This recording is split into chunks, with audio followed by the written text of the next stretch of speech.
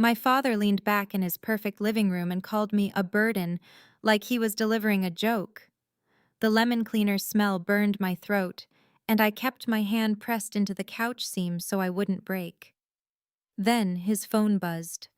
My name lit up on the screen, and his smile started to slip. By the time the messages hit the TV, nobody was looking at me anymore. They were looking at the man who taught me guilt and forgot I could keep receipts. Before we continue, please subscribe to the channel and let us know where you're listening from in the comments. My name is Tessa. I'm 27 years old, and this is what really happened. The lemon cleaner smell hit me before the door even shut. It was sharp, forced, like someone scrubbing a story clean. A TV glowed on mute across the room. Ice clinked in 2 glasses on a coaster that said, "Live, laugh, love." Then the first phone buzz cut through it all, thin and mean. I sat on the edge of his couch, not sinking in. The upholstery seam dug into my palm like a warning line. Warm air poured from a vent under the window and dried my throat. Dad's new wife, Marissa, moved like everything had a place. Her perfume was heavy, sweet, expensive, trying to cover the bleach note underneath. She smiled at me the way people smile at a charity drop-off. Dad leaned back in his recliner like he owned the scene. He kept glancing at her, checking if he was landing the performance. His smile was small, practiced, like a punch wrapped in a joke. "And Dad, you still doing that little apartment thing? Dad, or did you finally figure out adult life yet?" Me. "I'm fine." Me. "My lease is through September." He laughed like fine was a confession. Marissa lifted her glass, watching him like a director watching an actor hit marks. Her nails were perfect, the kind that never touch a scrub brush. "Dad, Tessa's always been..." "Dad, well, a lot." He let it hang, like bait. I stared at the silent TV and watched our faces faintly reflected in it. The screen light made his eyes look brighter than they ever were with me. "Dad, she's always been a burden." He said it for Marissa, not for me.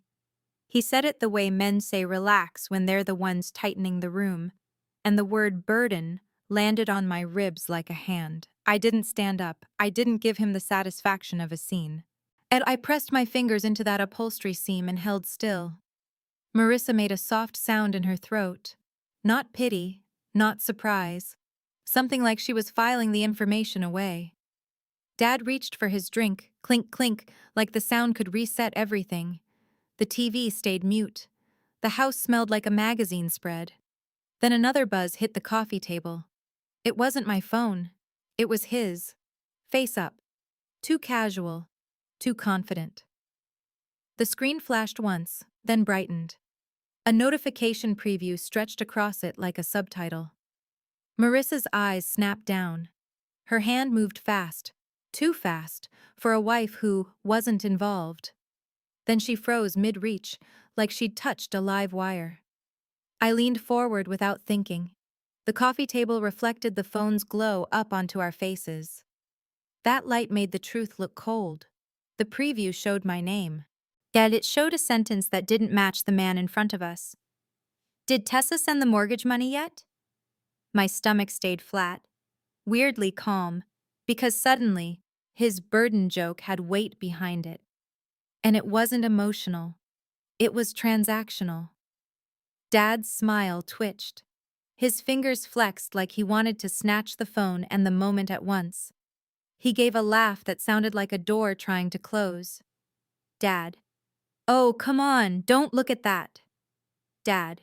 It's just work stuff." Marissa. "Work stuff?" Marissa's voice came out tight, like it scraped her throat on the way up. Dad reached again, slower this time, like he could rewrite time by moving carefully. The phone buzzed a second time, louder against the wood. A tiny ping, a tiny bell, a panic trigger. I watched his eyes flick to me, then to Marissa. Bet he was measuring which lie fit which face. Me. "Mortgage money?" Me. You told me the payment was handled. He waved a hand, laughing harder. That laugh had always been his shield. Make it a joke. Make me the problem. Make everyone else comfortable at my expense. Dad. It's not like that, Dad. Your mother's been filling your head again. I didn't respond to the mom bait. I pulled my tote bag closer with my foot. A Walmart receipt stuck out of the side pocket like a little white flag. Inside were groceries he'd texted me to pick up, because you're already out. Marissa's eyes kept darting between the phone and Dad's face. I could see the screen light in her pupils. Marissa. Why would she be sending you money? Marissa. I thought you said she barely keeps up with her bills. There it was. His story to her, my story to me. Yeah, 2 scripts. 1 actor. Dad's jaw tightened. He tried to laugh again, but it came out clipped, irritated. The vent heat suddenly felt aimed at my neck, drying me out on purpose. Dad. It's complicated. Dad. She helps sometimes, and then she acts like a hero. Me. I don't act like anything. Me. I send what you ask for, that's all. My voice stayed low, measured. I could hear my own breathing over the hum of the air vent. The house sounded too clean, like even the quiet was staged. Marissa finally touched the phone, not taking it, just tipping it toward herself. Her wedding ring flashed in the screen light like a warning sign. Dad lurched forward. Dad. Marissa, stop. Dad. You're taking that out of context. She didn't look at him. She stared at the preview, then swiped up, and the thread opened. I didn't see everything, just enough to recognize my own name repeated, enough to spot dollar signs, enough to see a line about keep her feeling guilty sitting under a heart emoji. My fingers dug into the couch seam until it hurt. Pain is honest. Pain is grounding. It kept me from doing what he expected. Dad's face changed in stages. First irritation, then fear. Then anger. He tried to dress up as authority, like a man realizing the scene was no longer his. Dad. Give me that. Dad. That's private. Marissa. Private? Marissa's laugh was short, sharp, not cute at all. Marissa. You said she was a burden. Why is she paying your mortgage? The TV's black screen still reflected us. 3 faces lit by one small phone. His lie finally had a spotlight. I thought about all the emergencies, the DMV line he made me stand in for him. Yet the HOA notice he had me handle because he didn't want Marissa to see late fees. The Starbucks cup he'd shoved into my hand once, like caffeine was a tip for obedience. He'd never asked me for help. He'd assigned me a role, and I had played it because I wanted peace more than pride. But I'd learned something in the last year. Paper doesn't argue. Screens don't beg.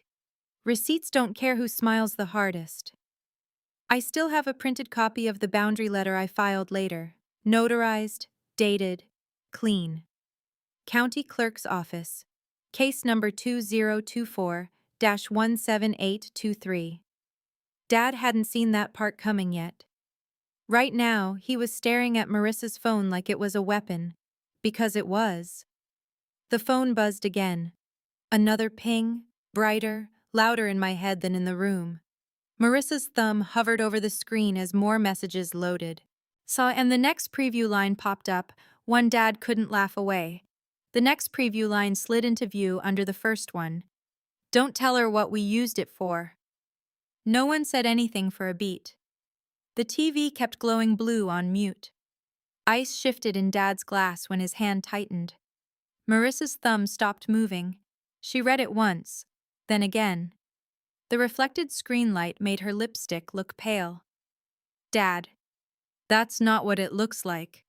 He said it too fast, not a denial, just a scramble. He held his hand out toward her like she was a child with scissors. Marissa tilted the phone away from him. Her perfume drifted when she moved, sweet and heavy, and suddenly nauseating. She didn't blink. Marissa. What did you use her money for? Dad stood halfway, then sat back down like he caught himself. He tried to smile at me, then at her. and failed both times. A man switching masks too late. Dad. Baby, this is private family stuff. Dad. Tessa is being dramatic. Me. I haven't said anything. That landed harder than yelling would have. My palm was still pressed into the couch seam. The stitching had left a line in my skin. Marissa scrolled. I could see fragments now. My name, dates, amounts, a message from him that read, "She sent it. Don't mention the cruise." Cruise. For a second I thought I read it wrong, because 3 weeks earlier he had called me from his truck saying the mortgage was short and the lender was all over him. He sounded shaky, older, small. He had said, "I hate asking you." Then he sent me a crying emoji. I transferred $1,200 from my rent savings that night. Now, I remember the exact amount because I stood in my apartment kitchen staring at my lease packet while the payment processed. The lemon scent in this house suddenly made sense. Image management. Dad lunged again. Dad. Marissa, enough. She stood up before he could grab it. Not dramatic. Precise. Her chair legs scraped the floor in a short, ugly sound. Marissa. You told me your brother covered the late payment. Marissa. You told me she never helps. Marissa. You told me she drains you. His eyes cut to me. Not guilty, accusing, like I had betrayed him by existing in the same room as the evidence. Dad. You don't know how she is. Dad. She's always twisting things. Me. It's your phone. Me. Your words. His jaw locked. The vent heat kept blowing across my knees. I could hear every small sound now. The fridge hum, the ice. Yet the phone pings. His breathing. Marissa swiped deeper into the thread. Her face changed in little shifts. Confusion first. Then embarrassment. Then something colder. Marissa. What does this mean? She read straight from the screen. Marissa. Keep calling her a burden so she stops asking where the money goes. Dad moved fast that time. He knocked his own glass over, reaching for the phone. Ice and whiskey ran across the table and dripped onto the rug. I flinched at the sound, not the words. Phone buzz. Glass hit. Ping. Every sharp noise felt like a switch flipping. Marissa stepped back, holding the phone to her chest. Dad stood now, full height, voice louder. Dad. Give me the phone. Dad. This is between husband and wife. Marissa. No. Just one word. Flat. It was the first honest thing in the room besides the messages. But he looked at me, searching for a weakness to press. He found the old one and tried it. Dad. You always do this before holidays. Dad. You create chaos and then play victim. It was March. Not near a holiday. Not near anything. He just reached for a script that had worked before. I stood up slowly. Not to fight, to breathe. The dry vent air had my throat tight again. Me. I came here because you said you wanted to talk. Me. You asked me to bring groceries. Me. You called me a burden before your wife read your messages. Marissa turned toward me then, really looked at me for the first time that night. No smile, no polished hostess face. Marissa. You've been sending him money? I nodded once. I didn't over-explain. He lived on over-explaining. Me. Utilities, car repairs, mortgage? A legal fee once. Me. He said he was short. Dad threw both hands up. He leaned into anger because charm was gone. His voice got bigger, but the words got thinner. Dad. I paid her back. Dad. Most of it. Dad. Families help each other. Marissa looked back at the phone. Then she read another line aloud, slower this time, like she wanted each word to hit him in the face. Marissa. If she asks again, tell her Marissa made a budget and there's nothing left. My stomach dropped, then steadied. So that was the other half. He wasn't just using me, he was using her as a shield. Marissa's expression hardened. She stared at him like she was recalculating the last year. Every dinner, every story, every complaint. Dad tried to step closer to her. She lifted the phone and he stopped. That tiny rectangle had more authority than he did now. Then his laptop on the side console chimed, a bright, cheerful sound. Wrong for the moment. Worse because I recognized it. Messages. He'd left the lid half open earlier, tucked beside a stack of mail and a Costco coupon sheet. Now the screen woke up, and from where I stood I could see blue and gray bubbles blooming.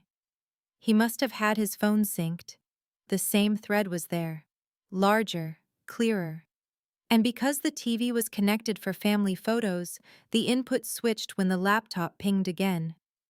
The silent blue TV disappeared. His messages filled the screen across the room. Dad swore under his breath. Marissa turned. So did I. Our faces lit up in pale white from a thread he couldn't shrink with his hand. At the top, his contact photo. Under it, show line after line of messages to Marissa about me. Amounts, lies, strategies. The latest one landed while we were watching. She's here now. Don't start. The phone buzzed in Marissa's hand at the exact same time. Ping in her palm. Thread on the TV. Truth arriving in stereo. Dad took one step toward the router table like he could kill the signal and save himself. But Marissa read the next visible line first. Out loud, voice shaking with anger she was finally letting out. Marissa. She'll pay if I make her feel guilty enough. He stopped moving. Not because he was sorry, because there was nowhere left to stand that looked innocent. He stopped moving with one hand still half raised. Like he could still grab control if he found the right angle. Like volume and posture could beat a message thread stretched across a 50-inch screen. The TV light flattened all three of us into something harsh and honest. I looked at the lines again and felt my body go very still. Not numb, focused. There's a kind of calm that only shows up after a lie breaks in public. On the TV, his words looked different than they sounded in his mouth. Smaller, meaner, no warm tone, no father voice, just text. Marissa was the first one to move. She lowered his phone, but she didn't put it down. She read the thread with her jaw locked tight. Dad tried to switch tactics. Dad. This is out of context. Dad. We vent in private. Everybody does that. Marissa. This isn't venting. Marissa. This is coaching. Marissa. You wrote a script. That word hit him. Script. Because that was exactly what he did. Different lines for different people. He looked at me next. Like he needed me to play my old role and save him from the consequences of his own messages. He wanted tears. He wanted shouting. He wanted something he could point at. I gave him nothing. Me. Keep reading. My voice surprised even me. Low. Steady. The couch seam line was still pressed into my palm like a reminder. Marissa scrolled on her phone while the synced thread updated on the TV. I saw dates from November, December, January. He hadn't just done this once, he had built a habit out of it. There were messages about my car, messages about my apartment, messages about my job hours like he was tracking inventory. Tell her rent's due early. Say I'm at the pharmacy. Don't mention I paid the boat storage. Boat storage. I stared at that line and almost laughed, not because it was funny. Because he once called me from a Walmart parking lot, crying over prescription costs. I had sent him money while standing by a cart return in the cold. He texted me a photo of a pharmacy bag. Now I was looking at his words on a TV, proving he'd used part of it for a boat he never let me touch. Dad noticed where my eyes stopped. Dad, it wasn't all for that. Dad, you're acting like I stole from you. Me. You lied to me. Me. And to her. Me. On purpose. He hated short answers like that. No room to twist. No emotion for him to climb inside. Marissa shifted and pointed at another message. Her nails clicked the phone case. Marissa. What is this one? She read aloud. Marissa. Tell Tessa I covered the electric so she doesn't ask about the tax notice. Tax notice, I turned to him. I turned too. Yet he had told me in January the county letter was junk mail. He said not to worry. He said homeowners get random notices all the time. 2 weeks later, he called me asking for just enough to keep things current. I sent him $480 with a Venmo note that said, power plus late fee. He replied with a thumbs up. The reflected screen light on his face made him look tired and older than I remembered. Not because he was sorry, because maintaining 2 stories at once takes work. Marissa started asking questions fast now, not emotional questions, accounting questions. Marissa. She paid the electric? Marissa. She paid mortgage money? Marissa. What else did she pay? Dad spread his hands, irritated, performing confusion. Dad. It's family support. Dad. Why are you making it sound criminal? Marissa. Because you called her a burden 5 minutes ago. He opened his mouth, shut it, then tried anger again. Dad. I was joking. Dad. You two are blowing this up. I looked at the TV. One line sat near the middle of the screen, bright and impossible to soften. Keep her feeling guilty. She pays faster. You can survive a lot when you think someone is flawed, but stressed. What cracks you open is realizing they studied your guilt, like a tool. He knew exactly which button to press because he installed it.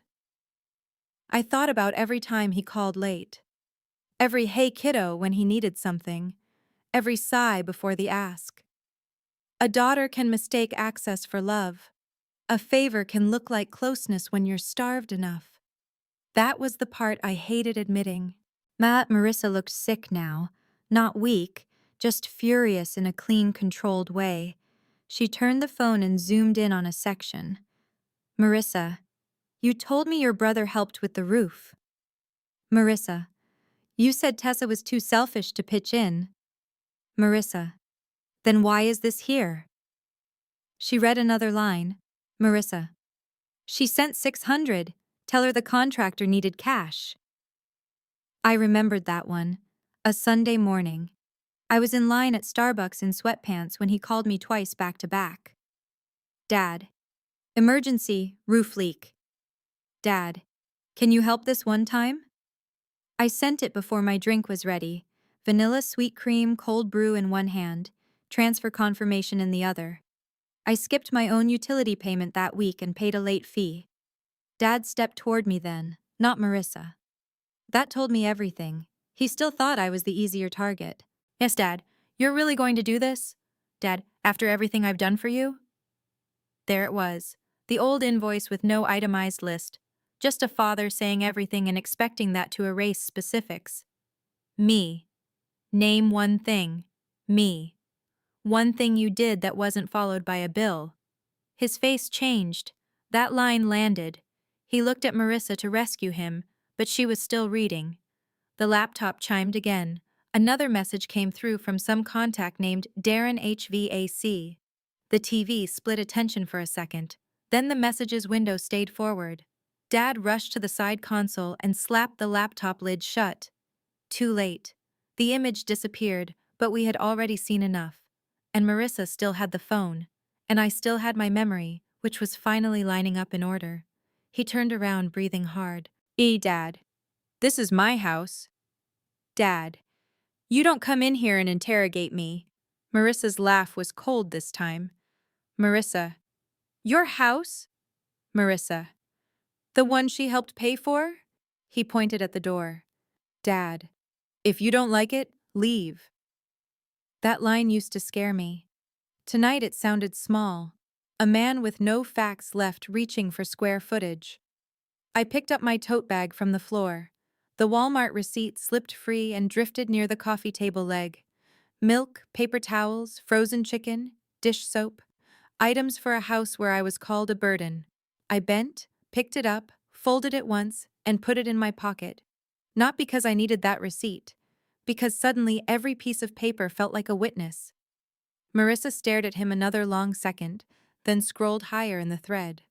Her brows pulled together. She had found something older. But Marissa, what is this about her credit? Dad went still. A different kind of still. The kind that shows you which door in the house matters. I felt the air shift in my chest before he spoke. Because there are lies about money, and then there are plans. Dad. Marissa, stop reading random pieces. Dad. You don't understand the context. Marissa looked up at me, then back at him. Marissa. It says, if she won't co-sign, push the burden speech harder. His eyes snapped to mine. And in that second, I realized the sentence he used on me tonight wasn't spontaneous. It was strategy. A line he had tested in text before he delivered it in person. For a second, all I could hear was the vent. Dry heat pushing under the window. That steady, low rush, and my own pulse trying to climb over it. He had rehearsed that line, not in his head, and not in a private moment. In writing. Push the burden speech harder. I repeated it silently because I needed the words to stay sharp. When someone hurts you in public, your brain tries to blur it so you can survive the room. But this wasn't just cruelty. It was planning. Dad saw it land on me and tried to move fast. Dad. It was a joke between adults. Dad. You're taking everything literally. Me. You used it tonight. Marissa looked from him to me, then back to the phone. Her face had changed again.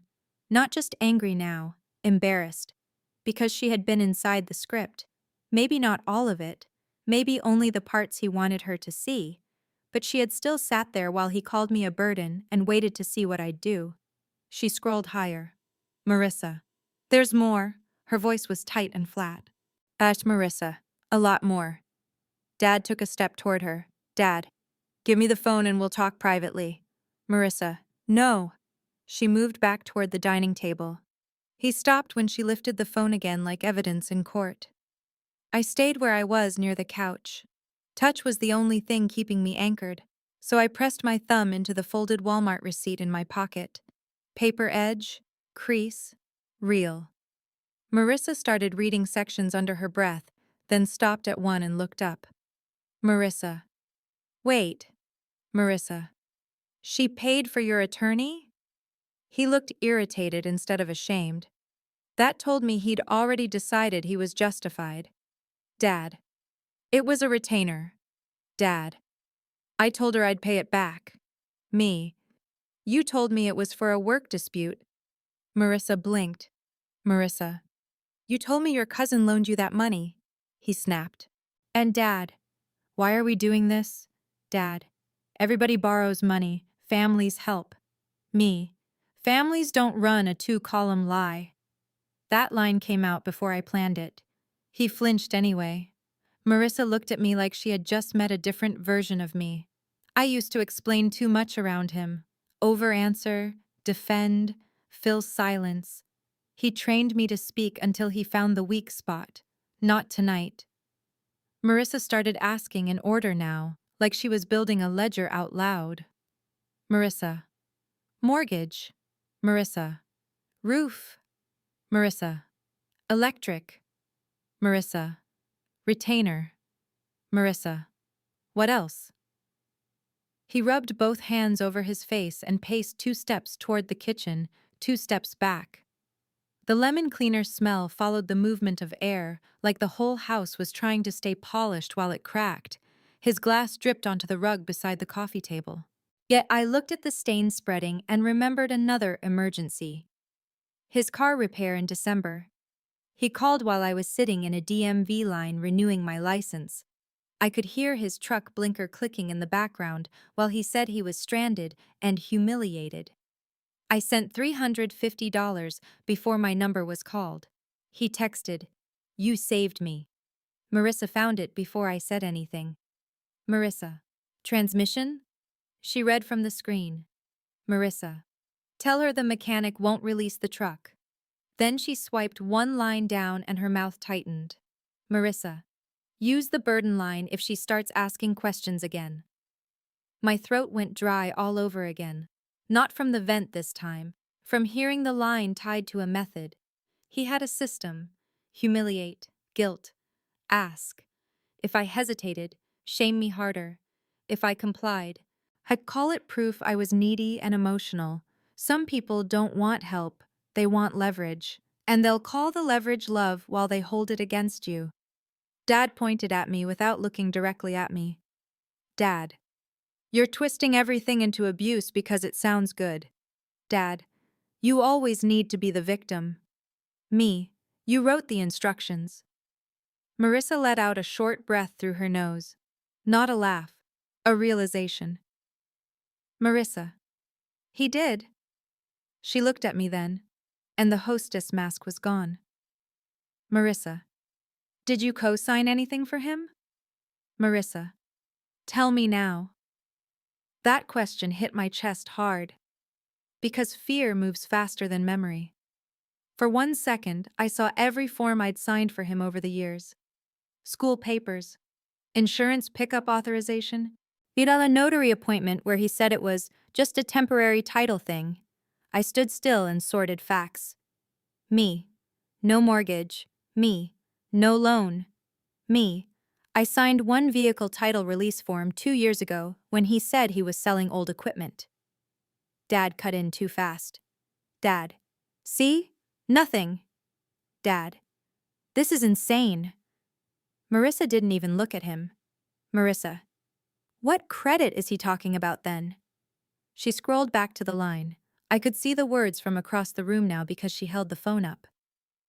If she won't co-sign, push the burden speech harder. She caves when she feels guilty. He sat down hard in the recliner like his knees gave out, but I knew him better than that. It was theater, a wounded man reset.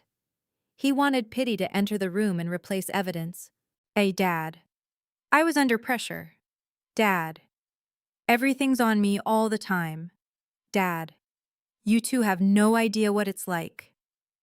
Marissa's voice went colder. Marissa.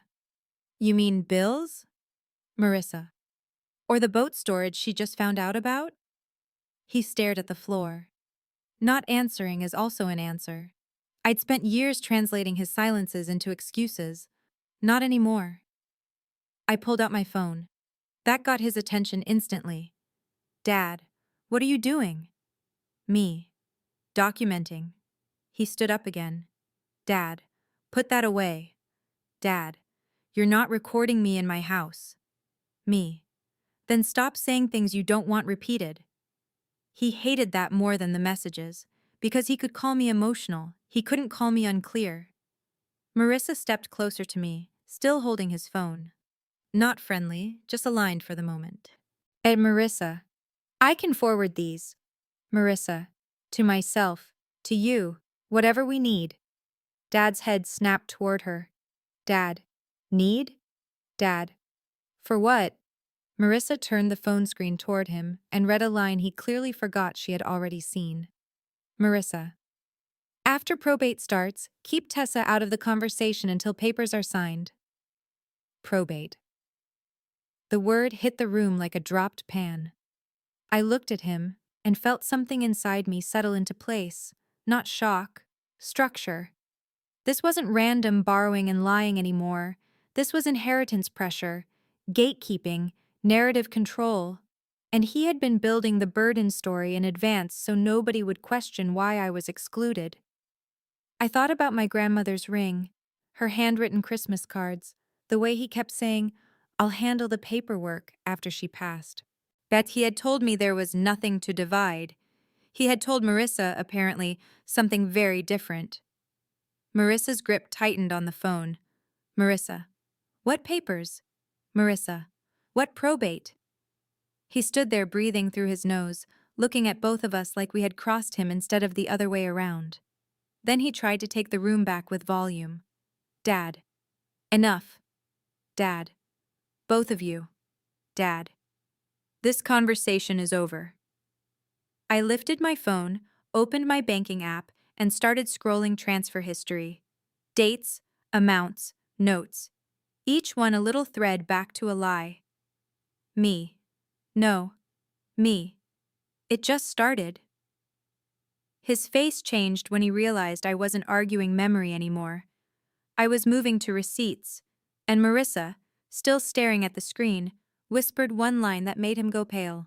That Marissa. Why is there a message about her social security number? My whole body locked for 1 second. Not panic, recognition. Because there are certain words that change the temperature of a room. Social security number was one of them. Dad moved first. Dad. That's out of context. Dad. It was for paperwork. Marissa didn't lower the phone. Marissa. What paperwork? Marissa. You told me she refused to help with anything official. He looked at me like he wanted me to rescue his story again, like I was still the person who rushed in to explain him. I stayed still and opened my bank transfers wider. The vent kept blowing dry heat against my shins. The lemon cleaner smell was giving me a headache now. His spilled drink still soaked into the rug by the table leg. Me. Read the full message. Marissa scrolled a little, and eyes moving fast. Her face tightened, then flattened. That expression was worse than anger. Marissa. It says, I still have her SSN from old forms. If she won't co-sign, I can start the application and pressure her later. He pointed at her, voice rising. Dad. I never said I'd use it. Dad. You're reading it wrong on purpose. Me. You wrote start the application. Me. There is no other way to read that. He turned to me and leaned into the old script. Dad. I was trying to protect this family. Dad. You don't understand adult pressure. I almost laughed. I was 27, paying my own rent, covering my own insurance, and apparently helping fund his life. He still talked to me like I was 12 and expensive. Marissa took one slow breath and asked a question like a blade. Marissa, did you use her information for anything? He didn't answer fast enough. Silence can be cleaner than confession. It trims away performance. It leaves only risk. I unlocked my phone and started taking photos of the TV reflection on the black screen, then of Marissa's phone when she angled it. Not perfect images. Good enough. Timestamps mattered more than beauty. Dad stepped toward me. Dad. Put that down. Dad. I'm serious, Tessa. Me. So am I. That stopped him for a beat. He wasn't used to hearing force from me without volume. Quiet can sound like a closed door when someone expects pleading. Marissa shifted beside me, closer now, and kept scrolling. Marissa. There's a draft here. Marissa. You sent me a screenshot of a form. Dad's face changed again. This one was pure damage control. And he reached for his chest like he couldn't believe we were doing this to him. Dad. That was just an estimate. Dad. People check options. Marissa read aloud. Marissa. If she cries, say I'm drowning and she's my only help. Marissa. If she resists, remind her who paid for her first car. I felt something inside me go cold and clear. He did help with my first car. Then he had collected interest on that story for 10 years. A gift can become a leash in the wrong hands. That's how some parents keep ownership after childhood ends. They keep the receipt and call it love. I opened Venmo and started scrolling. There they were. Blue lines, notes, dates. Electric. Truck repair. Roof patch. Mortgage gap. Attorney retainer. I held the screen out, not to him, to Marissa. It's me. These are mine. Me. This is what I sent. She looked from my phone to his thread and back again. The pieces started lining up in real time. Marissa. You told me she only ever asked you for money. Marissa. You said she drained your savings. Dad. I said she was unstable with money, not... He stopped because the sentence collapsed under its own weight. Me. I have transfer confirmations. Me. You have scripts. He rubbed his face hard. Dad. You don't know what kind of pressure I was under. Dad. Taxes, repairs, your grandma's estate, this house. Me. Then why the cruise? That landed. He looked straight at me, and for the first time all night, he had no fast answer. Marissa glanced down at the thread again. Marissa. There's more than one cruise message. Dad swore under his breath. But Marissa started reading in chunks now, voice low and controlled. Marissa. You told me not to tell her about the weekend in Miami. Marissa. You said her transfer covered the gap and the booking. Marissa. You called it motivation money because guilt works on her. The word motivation made me physically recoil, like I had touched something rotten under clean fabric. He had a private vocabulary for using me. Dad saw me react and tried to swing back to authority. Dad, stop being dramatic. Dad, nobody forced you to send anything. Me. You called me crying. Me.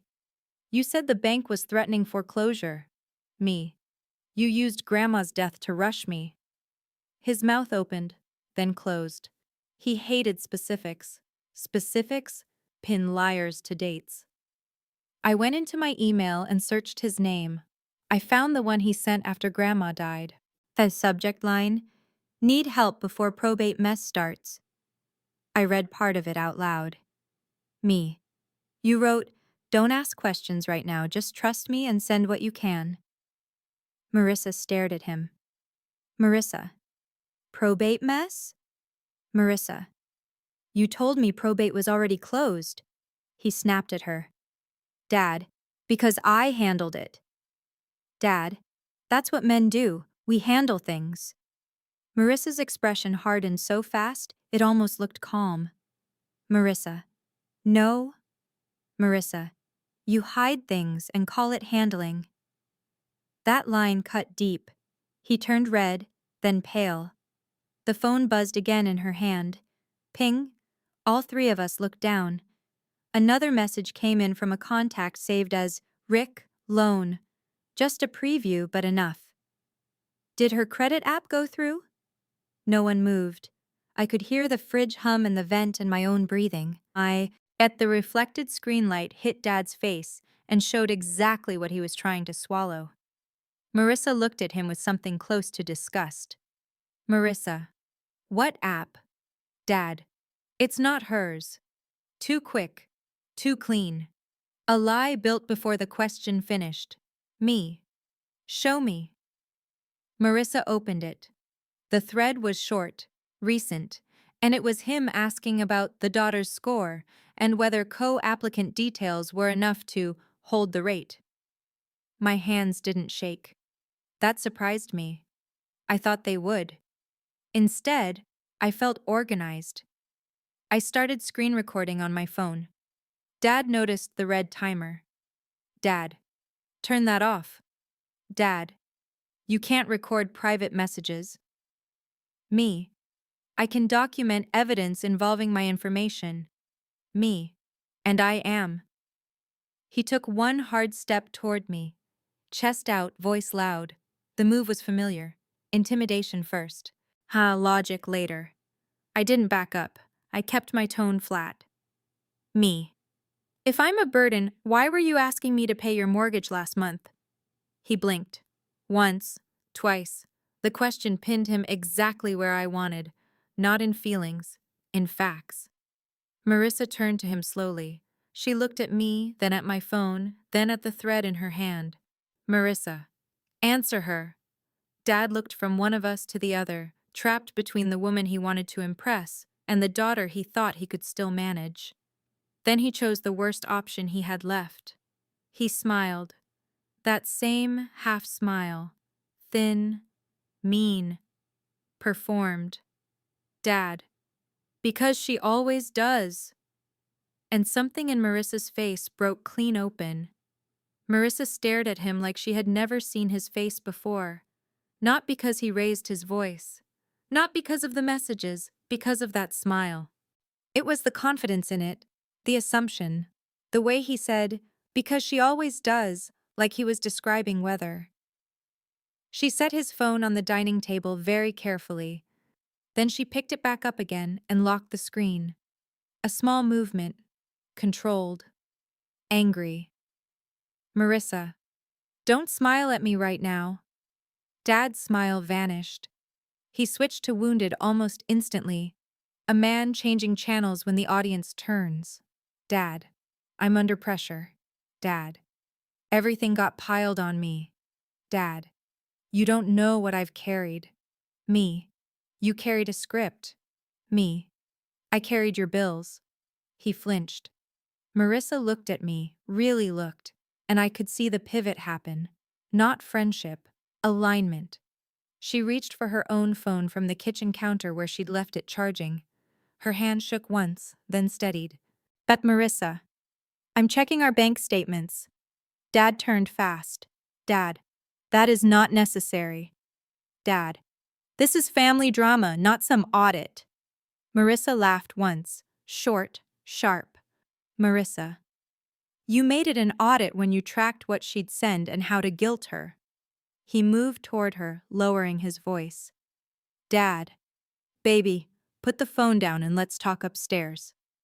Marissa stepped back. Marissa, don't baby me. Marissa, not while your daughter is standing here with transfer receipts and your messages are on the TV. He looked at me with pure blame. I'd seen that look my whole life.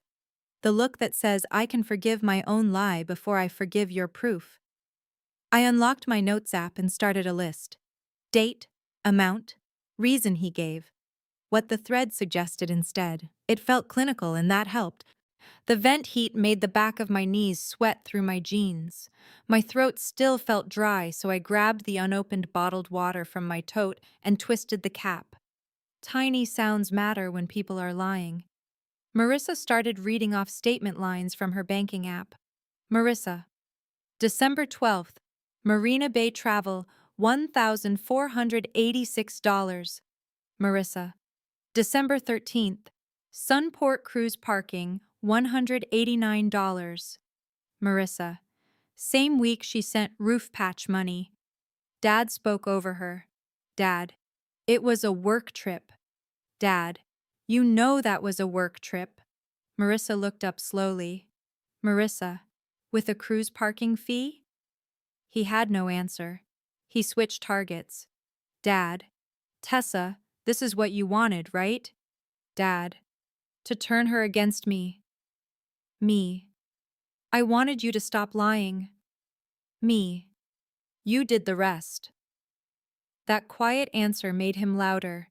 He started pacing again. 2 steps. His turn. 2 steps. The spilled drink stains spread darker under the coffee table. Dad, you have no idea what I've done for this family. Dad, I took care of your grandmother. Dad, I held everything together.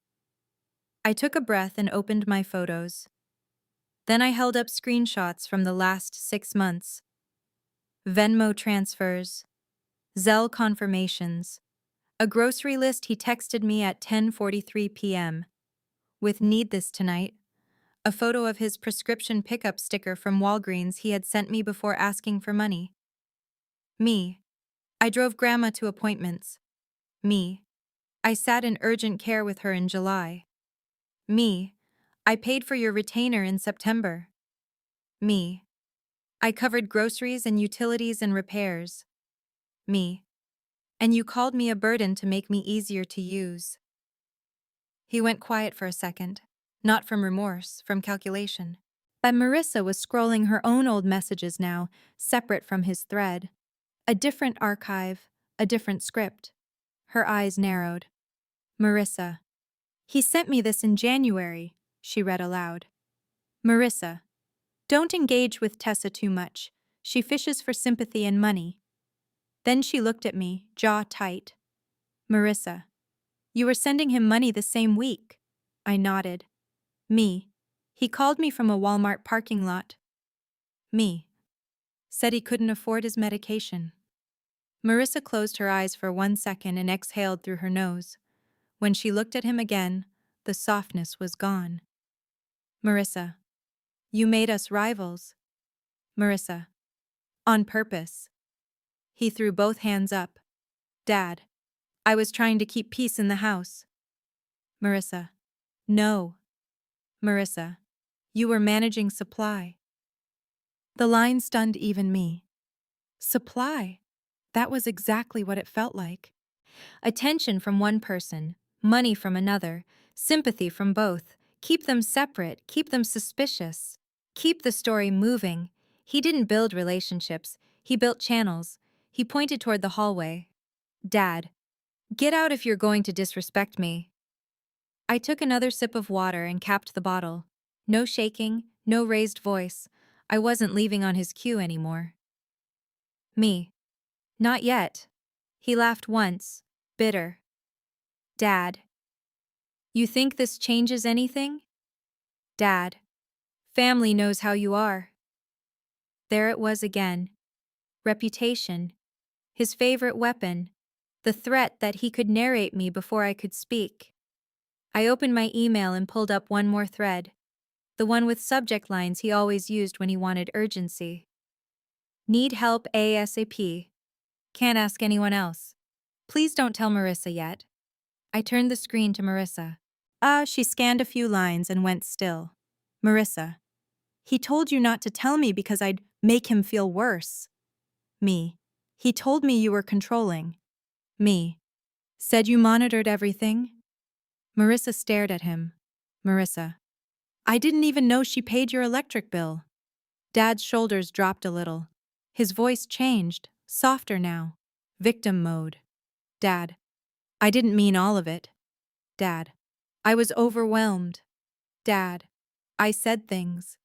People always say I said things when they mean I revealed myself. Words don't become harmless just because they were typed. They become permanent. Marissa unlocked his phone again. Dad. Stop. A crack in his voice this time. Real fear. She ignored him and scrolled farther back than before, into older saved screenshots he had sent her. Then she froze. Shen Marissa. You sent me this and deleted it. Marissa. I still have the screenshot. She opened her own camera roll and found it. I watched her face while she read because I already knew the pattern before I knew the words. His lies always had a purpose. Marissa read aloud, slower than before. Marissa. Once probate opens, keep Tessa emotional and disorganized. If she starts asking for documents, say she's unstable and grieving. My chest went cold. Not because I didn't believe it, because I did.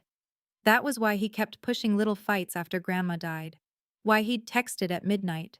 Why he'd called me selfish, then needy, then too sensitive whenever I asked about papers. He wasn't grieving with me. He was positioning me. Dad took a step back like someone had shoved him. Said Dad. That was private venting. Dad. You're both acting like prosecutors. Marissa's voice dropped. Marissa. No. Marissa. Prosecutors come later. The way she said it made him go pale. And for the first time all night, he looked less angry than scared. Because now it wasn't just a cruel comment. It was a pattern, a plan, and a paper trail. And both women he played against each other were reading from the same file. He looked between us like he was trying to find the old version of the room, the one where he spoke first and everyone adjusted, the one where his tone decided what was real. That room was gone. The house still smelled like lemon cleaner and staged calm. The vent still pushed dry heat under the window. But nothing felt polished now. Dad straightened his shoulders and tried authority again. Dad, you are both overreacting. Dad, this is a family misunderstanding. Marissa gave him a look so flat it almost erased him. Marissa, a misunderstanding is forgetting milk. Marissa, this is manipulation. He pointed at me. Dad, she's turning this into something ugly because she wants money. Dad, that's what this is really about. I almost laughed at the timing. He had just been exposed using me for money, and now he was trying to hand me the same motive. Liars reuse tools when they panic. Me, I want documents. Me, and distance. Me, Money is what you wanted. That changed his face, not the accusation, the word distance. Control relies on access, late night calls, sudden emergencies, emotional hooks. The moment you step back, the machine starts making noise. Sad Dad. Don't do that dramatic low contact nonsense. Dad, you'll regret cutting off your own father. There it was. He heard one word and jumped straight to consequence, because he knew exactly what he'd lose if I stopped answering. Marissa watched him carefully. Marissa, why did you say that? Marissa, why are you scared of distance if she's such a burden? He ignored her and kept his eyes on me. Dad, you think you can survive without family? Dad, when your lease goes up, when your job cuts hours? Dad, who helps you then? For years, that kind of talk worked on me. He'd predict my collapse and then sell himself as the only bridge over it. Fear disguised as concern. But tonight I could see the pattern in full. He wasn't asking for love. He was defending supply. Money when he needed it. Access when he wanted it. A daughter-shaped backup plan. A person who calls you a burden in public but bills you in private is not confused. They are organized. An organization leaves tracks. Marissa picked up on something too. She looked down at his phone, scrolled, then frowned. Marissa, you sent this to your sister? Dad went still. That reaction told me more than the question. He cared about family optics more than either of us. His sister, my Aunt Renee, was his favorite audience for the struggling dad version of himself. Marissa read aloud. Marissa. Tessa's spiraling again. I may have to lock things down before she starts asking about Grandma's papers. My skin went cold. Aunt Renee had stopped returning my texts after the funeral. Just short replies. Then silence. I thought she was grieving. Maybe she was, but he had gotten there first.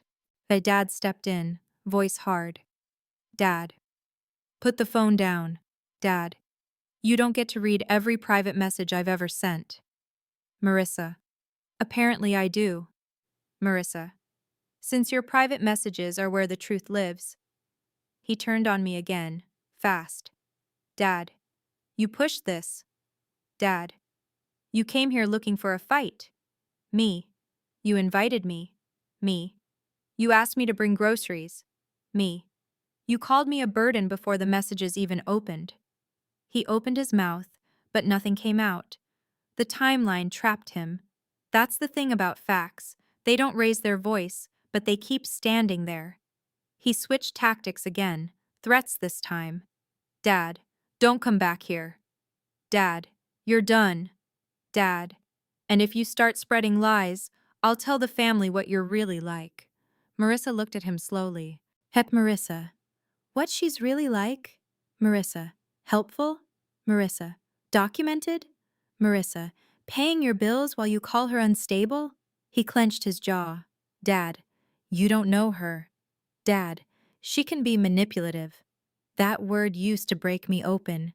Tonight it sounded borrowed. A label he stamped on anyone who stopped cooperating. I opened my camera roll and started making a new album. Dad receipts. I didn't hide it. Dad saw the screen. Dad, are you kidding me? Me. No. I added screenshots of transfers, the email subject lines, the notes app list I'd started with dates and amounts. Marissa watched me for a second, then did the same on her phone. She made her own folder. I could tell by the way her thumb moved, quick, efficient, no hesitation. Dad looked from one phone to the other like he was watching doors lock. And then he made one last play for shame. Dad, your grandmother would hate this. Dad, dragging family into business, acting cold. That one hurt. He knew exactly where to press. For a second I saw Grandma's hands folding church bulletins, her cardigan sleeves rolled twice, her voice asking me to be patient with him because he gets overwhelmed. Grief makes you easy to recruit. He knew that too. He had used her absence like a password. I looked at him and let the hurt stay visible. but not useful. Me. Don't use her. Me. Not after using her death to move money and hide papers. Marissa inhaled sharply. Not because she doubted me, because the sentence fit what she was already seeing. She scrolled again and found another message chain, this one with a contact saved as Lydia Realtor. She read silently, then looked up. Jath Marissa, you were asking about refinancing. Marissa, with a co-applicant. Marissa, while telling both of us you were just trying to survive. Dad snapped. Dad, I was trying to protect this house. Me. From what? Me. Your own spending? He took a step toward me, chest out, finger up. The old intimidation posture. He used to do that when I was 19 and living at home, when he knew I'd fold just to end the night. I didn't move. Me. Don't point at me. Me. Answer the question. His finger dropped, not because he respected me, because Marissa was watching. She spoke before he could rebuild another story. Marissa, you wanted control. Marissa, you wanted her credit, her money, and her silence. Marissa, and you wanted me to help you justify it. That was the center of it, not just money, not just cruelty. But control plus image. He wanted me small so I'd pay faster. He wanted Marissa skeptical of me so she'd help block questions. He wanted family primed to see me as unstable in case probate papers came up. A system, not a sentence. When you finally see the system, you stop negotiating with the moment. That's how they lose you. Not when you scream, when you organize. Dad heard the shift in us and panicked. Dad, fine.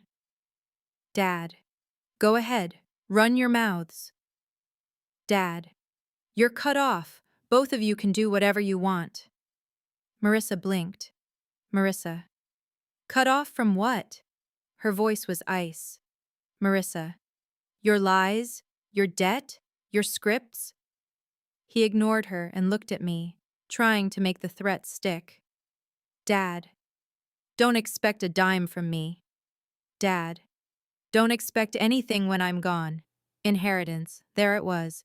Yet he pulled it out like a weapon because he thought I was still 12, still waiting for approval and a future promise. He had no idea how much tonight had changed. Me.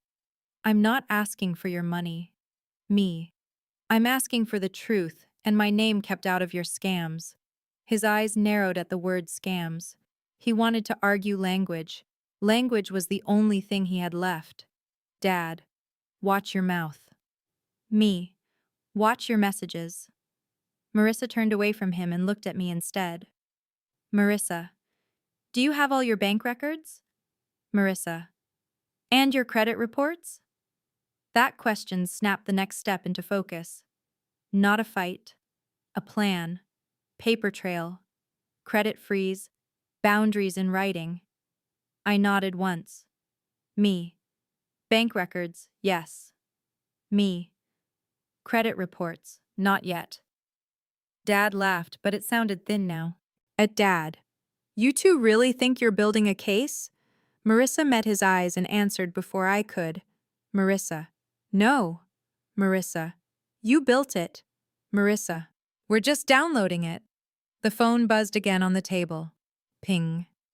Dad flinched so hard it was almost invisible. Marissa glanced down at the preview, and whatever she saw made her mouth set in a hard line. She looked back up at me. Marissa, he already texted your aunt. Marissa, he's starting the story. Of course he had. He couldn't control the room anymore, so he moved to the audience. That was always his real game. Get there first, frame the story, make proof look like drama. Marissa opened the new message preview. It was to Aunt Renee. Short, urgent, polished. It's exactly the kind of text that makes other people feel like they need to pick a side before they know anything. Please don't engage with Tessa tonight. She's escalating and trying to drag Marissa into a family issue. He had typed that while standing 10 feet from me, while the evidence was still glowing in his own house. I laughed then. Not big, not emotional, just one dry breath of disbelief. Dad pointed at me. Dad, see? Dad. This is what she does. Me. You texted her during this conversation. Me. You're proving my point in real time. Marissa took screenshots before he could touch the phone. Then she forwarded them to herself, then to me. My phone buzzed in my hand. Ping. This time, I didn't flinch. The sound felt different now. Not panic. Proof arriving. I saved everything into the new album. Thread screenshots. At the Aunt Renee text, the burden speech line, the credit application messages. Then I opened my settings and froze all my credit reports. Equifax, Experian, TransUnion. 3 taps, 2 verifications, 1 shaking exhale I finally let out. USA adulthood is half healing and half passwords. Dad watched me and realized what I was doing. Dad, you're being ridiculous. Dad, I wasn't going to use your credit. Me. Then the freeze won't affect anything. He had no answer. Marissa did. Marissa. You still had her social security number saved. Marissa. That alone is enough. I texted myself a note. Pull full credit reports tonight. Save all inquiries. Then another. Change banking passwords. Remove any shared recovery contacts. Dad saw the screen and scoffed. Dad. You act like I'm a criminal. Me. You used my money under false pretenses and discussed using my information to pressure me. Me. Call it whatever helps you sleep. He moved toward the kitchen and grabbed a dish towel, mopping at the spilled drink with angry, pointless swipes. Even then, he was cleaning the wrong mess. Marissa set his phone down and pulled out a legal pad from a drawer by the fridge. The fact that she reached for paper instead of emotion told me everything about who she really was under the perfume and polished voice. Marissa. Give me dates. Marissa. Major ones first. I started listing them. Me. September, attorney retainer, $900. Me. December, transmission emergency, $350. Me. January, electric and tax gap, $480. Me. February, mortgage shortage, $1,200. Me. Roof leak, $600. Me. Groceries and small stuff all year. She wrote fast, amounts on the left, his excuses on the right, a ledger of stories. Dad tossed the wet towel into the sink. Dad. This is insane. Dad. You're both making me into some villain because I borrowed money. Me. Borrowed means honest terms. Me. You ran a script. He stared at me, jaw ticking. Then he changed again. Soft voice, lowered eyes, the apology tone he used when he wanted access restored. Dad. Tess. He almost never called me that unless he needed something. Dad. I handled this badly. I didn't answer. Dad. I'm sorry I said burden. Dad. I was trying to be funny. Marissa looked up from the legal pad. Marissa. The texts about the burden speech are from weeks ago. His mouth tightened. The apology dropped its mask for a second. He tried a new one. Dad. I was venting. Dad. You know how people talk in private. Me. Private doesn't make it accidental. Silence stretched, but not the kind that scares you. The useful kind. The kind where someone runs out of versions. I opened my email and started drafting a boundary message. Subject line first. Written notice, financial and contact boundaries. Dad saw that and snapped. Dad, don't make this formal. Me. You made it formal when you brought up probate and my credit. Marissa nodded once. Marissa. Put it in writing.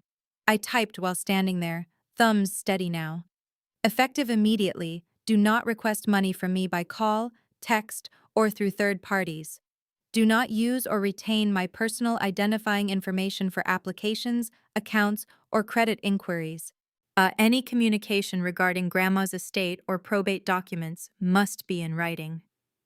Dad tried to laugh. Dad. Third parties? Dad. What are you, a lawyer now? Me. No. Me. A person who learned. That line sat in the air between us. He looked away first. Marissa went back to his thread and exported what she could to herself. Screenshots, message forwards, visible dates. Then she opened her email and sent me a package with the subject line, "For your records." My phone buzzed again. Ping. Another sound I used to fear becoming something I could use. Dad's shoulders dropped. For a second he looked old. Not softened, just outnumbered by evidence. Then came the love bomb. Then Dad. I was going to pay you back. Dad. I always intended to make this right. Dad. You know I love you. Dad. You're my daughter. I looked at him and felt the familiar pull in my chest.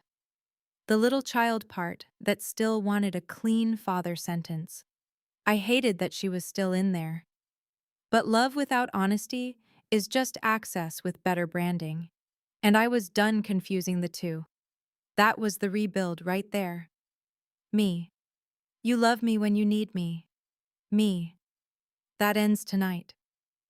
He looked wounded again, and this time some of it might have been real. Consequences hurt, even when they're deserved. Especially then. Marissa tore a page off the legal pad and handed it to me. Dates, amounts, her initials beside the lines she could corroborate from the messages and statements. Clean handwriting, useful. Marissa. Take a picture too, Marissa. And email it to yourself. I did. Then I texted my friend Alina one sentence. Need a place to sit for an hour after this. Don't call. She replied in under a minute with her apartment code and a heart. Dad saw the message preview and tried one more hook. Dad. So you're really leaving over a misunderstanding. Me. I'm leaving because I understand now. He winced. That one landed. I finished the boundary email draft and saved it. Not sent yet. I wanted to attach documents first. I was done arguing in rooms. I wanted timestamps. Then Marissa glanced at the phone again, brows pinching. Marissa. He sent another one. She read the new text to Aunt Renee out loud. Don't let Tessa near Grandma's file box if she comes by. She's emotional and might take things. My hand tightened around my phone. There it was. The story he was building for the next room. Not just irresponsible. Unstable. Not just a burden. A threat. Marissa looked at me, eyes steady. Marissa. You need to get ahead of this. Marissa. Not with a rant. With proof. I nodded. Because she was right. The next move wasn't screaming. It was distribution. Distribution is a cold word. That's why it works. No pleading, no spiraling, just deciding where the truth needs to land. Dad was still talking when I stepped toward the front door. Dad, if you send people private messages, you're done with this family. Dad, do you hear me? Dad, you'll regret it. I slipped on my shoes without rushing. My tote bag strap bit into my shoulder. The lemon cleaner smell followed me down the entry hall like the house itself was trying to keep up appearances. Me. I'm not sending everyone everything. Me. I'm sending the right people enough. That shut him up for a second. He knew what enough meant. He had lived on selective truth for years. Marissa walked me to the door, still holding both phones now, hers and his. Not as an ally yet. As a witness who had crossed a line she couldn't uncross. Marissa. Text me when you get somewhere safe. Marissa. I'll send the rest once I export it. Dad barked a laugh behind us. Dad. Unbelievable. Dad. You two just met. Marissa didn't turn around. Marissa. No. Marissa. We just compared notes. I stepped outside into cold air and finally got a full breath. No vent heat, no perfume, no staged living room. A just March night and the sound of a distant siren somewhere across the block. My phone buzzed before I reached my car. Ping. Marissa had sent a zipped folder and 3 screenshots with visible timestamps. One was the burden speech instruction. One was the probate message. One was the text to Aunt Renee calling me emotional and warning her to keep me away from Grandma's file box. I sat in my car and put my hands on the wheel, Not to drive, to steady. Streetlight shadow cut across the dashboard like a line I was finally crossing. I built the message in notes first. Short, factual, no adjectives, the opposite of how he'd always described me. To Aunt Renee first. I attached only 4 screenshots. Not the whole thread, not the cruise messages, not the credit line yet, just enough to break the Tessa is escalating story. While my text read, "Hi Aunt Renee, I'm sending this because Dad contacted you tonight and described me as emotional/escalating. I'm not asking you to mediate. I'm documenting why I'm stepping back. These screenshots are from tonight, from Dad's messages and a live text he sent you while I was in the room. Please do not share this widely. I'm only asking that you don't repeat false claims about me. I'll communicate about Grandma's file box and any probate documents in writing only." I read it twice, removed one extra sentence, sent it. The phone buzzed in my hand almost immediately. Aunt Renee typing, stopping, typing again. Then a message. "I need a minute." That was more honesty than I'd gotten from him in years. Next, my brother Caleb. We barely talked unless holidays forced it. But he was in the family group chat, and he always got Dad's version first.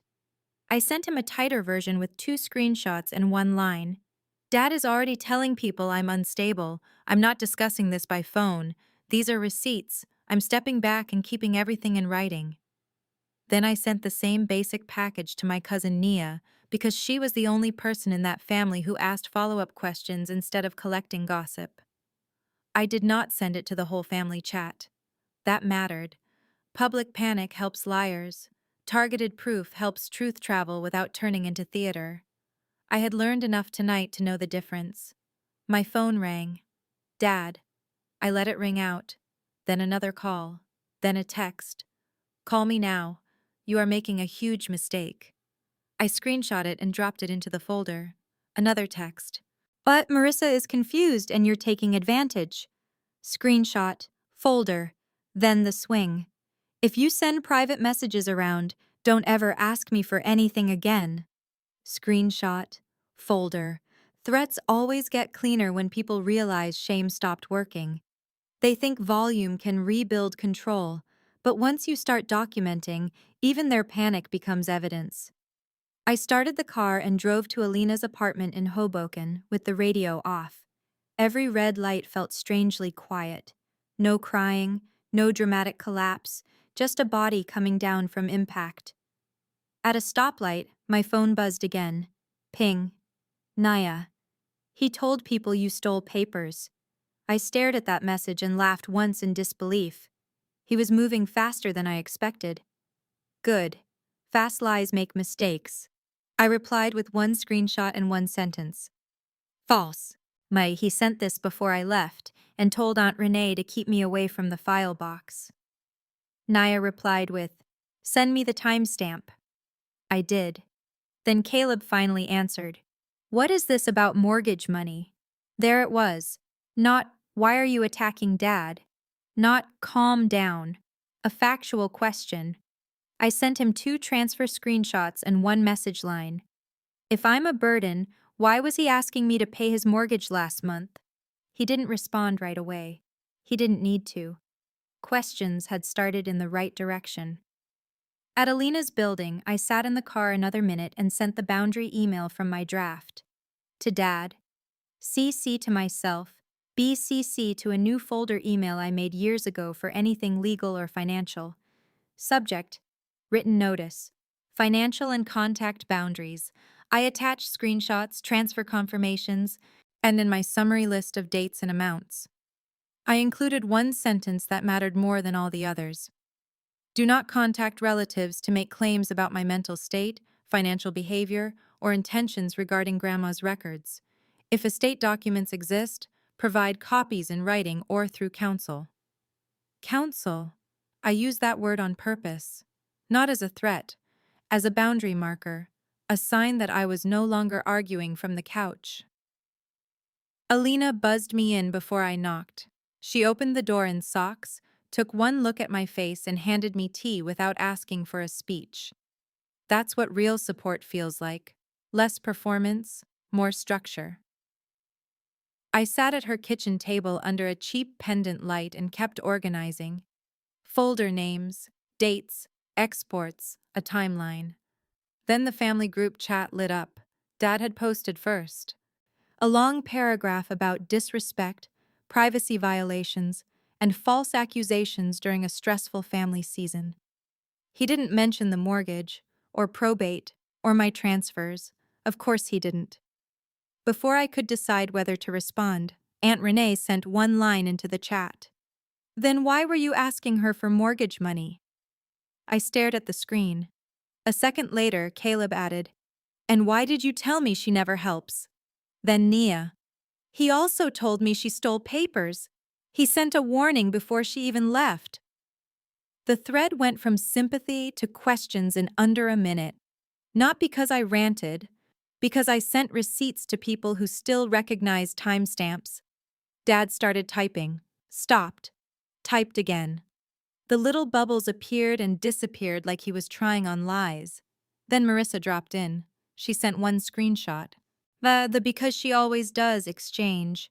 No caption, no speech, just the image. The chat exploded after that. I muted it. I didn't need every reaction. I didn't need the pile-on. The flip had already happened. He had used family as a stage for shame. Now the same audience was asking for his numbers. My phone buzzed one more time from an unknown number. Rick, loan, apparently forwarded or shared somehow, maybe by mistake, maybe by panic. The text was short. Need co-applicant by tomorrow or rate changes. Can use daughter?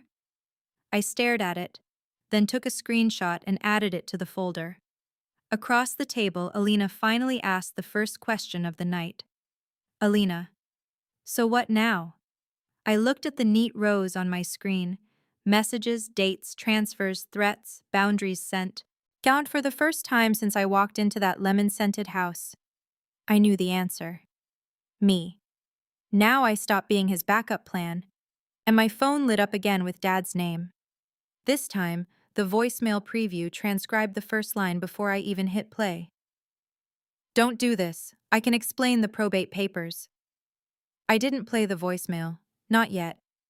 I stared at the transcription preview instead. Don't do this. I can explain the probate papers. He always wanted voice over writing when the facts got dangerous. Alina slid the tea closer to me and sat down across from me without asking for details. Her kitchen smelled like toasted bread and detergent, normal and uncurated.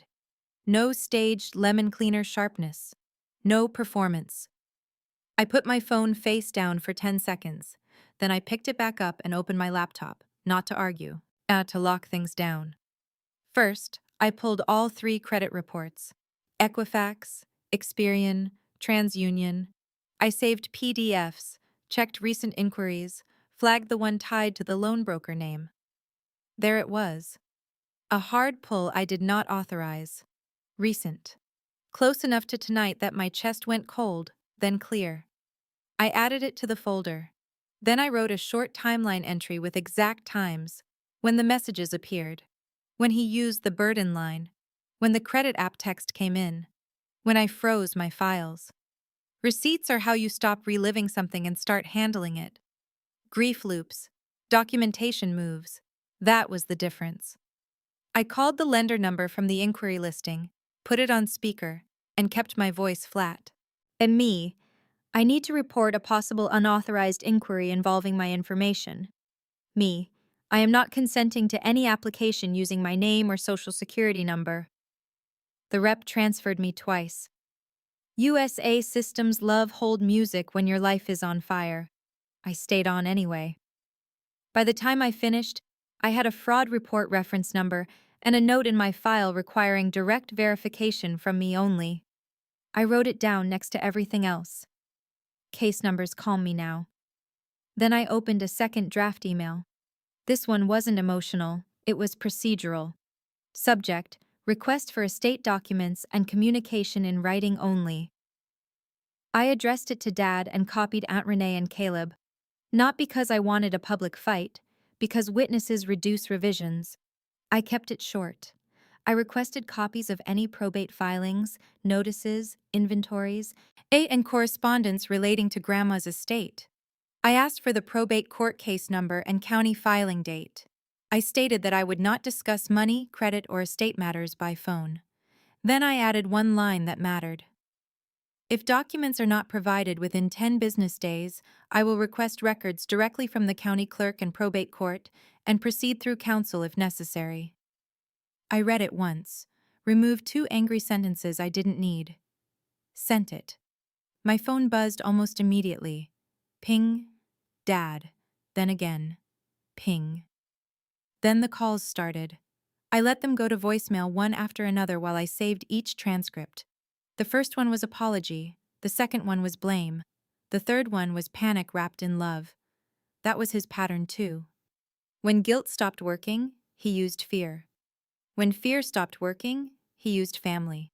Then, when family stopped working, he used "I love you" like a key. I finally texted one response. Do not call me. Put everything in writing. Do not contact lenders, brokers, or relatives about me except to correct false statements. No emoji, no softness, no debate. He replied in under a minute. You're destroying this family. I stared at that sentence and felt nothing move in me. Not because I'm cold, because I was done carrying what he broke. A person can accuse you of destruction when you stop volunteering as repair material. That doesn't make them right. It just means your boundaries are working. The family group chat kept flaring in the corner of my screen, muted. Aunt Renee messaged me privately next. I checked my texts. He did contact me before you left, I'm sorry. I read that line 3 times. Yeah, not because it fixed everything, because it was the first adult apology in the family thread. Caleb sent a shorter one. I have some of Grandma's paperwork copies. I'll scan tomorrow. That one made me exhale. He wasn't warm. He wasn't suddenly a hero. But he moved toward documents, not drama. I could work with that. Then Marissa texted. I'm not staying at the house tonight. I sent myself all visible threads and statements. I'll forward a full packet tomorrow. Also, there is a probate folder in the hall closet file box, top shelf. I looked at the message and sat very still. Not because I trusted her completely, because she had chosen a side, and it was reality.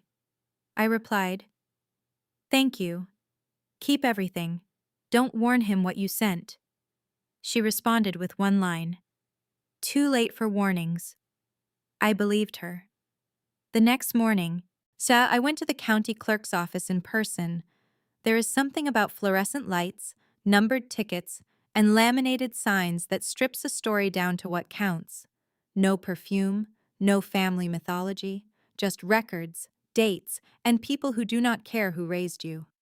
I requested probate filings under Grandma's name and waited with a paper ticket in my hand. A baby cried 2 rows over. Someone argued softly about a property deed form at the counter. It was ordinary, and that made me feel stronger. The clerk found a file, not complete, but real, a case number, filing date, initial petition, enough to prove he had lied when he told me nothing had been opened. I paid for copies, tucked them into a manila envelope, and sat in my car reading the first page twice before starting the engine. County clerk, probate court, on case number in black print, no performance, just paper. Later that afternoon, I sent one final family message, short, factual, and done. I have obtained probate records directly from the county clerk. Dad told multiple people conflicting stories about finances and estate documents. I will not discuss this in group chat. Any future communication with me about money, Grandma's estate, or my personal information must be in writing. I attached nothing else. I didn't need to. By then, the people who mattered had already seen enough. Dad called again that night, then texted, then sent a long email mixing apology, guilt, and "You misunderstood my intentions." I moved it to a folder labeled "Do Not Answer Yet." Low contact became no contact 2 weeks later. No emergency transfers, no late-night calls. No "Hey kiddo" messages followed by a number. No more emotional labor on demand. I changed every password he might guess, removed old recovery questions tied to family facts, set alerts on my credit and bank accounts. I also changed smaller things. I stopped apologizing before saying no. I stopped explaining simple boundaries like they were negotiations. I stopped translating his behavior into kinder words for other people's comfort. A month later, Caleb sent scans of more documents. Aunt Renee called once and asked quietly what I needed from her going forward. Marissa mailed me copies of statements and screenshots with dates highlighted. She wrote one note on a sticky tab inside the envelope. "He called you a burden to keep you useful. I'm sorry I didn't see it sooner." I kept that note, not as closure, so as evidence that seeing clearly is possible, even late. The last time Dad texted me before I blocked the number, he wrote, "You'll come back when you calm down." I read it, took a screenshot, and blocked him. No speech, no final fight, just consequence. That night, I sat alone in my apartment on the same couch where I used to send him money with my rent envelope open beside me. The room was quiet, except for the radiator clicking and a car passing outside. My phone buzzed once on the table. Ping. I looked at it. A bank alert. Normal. No flinch, no dread.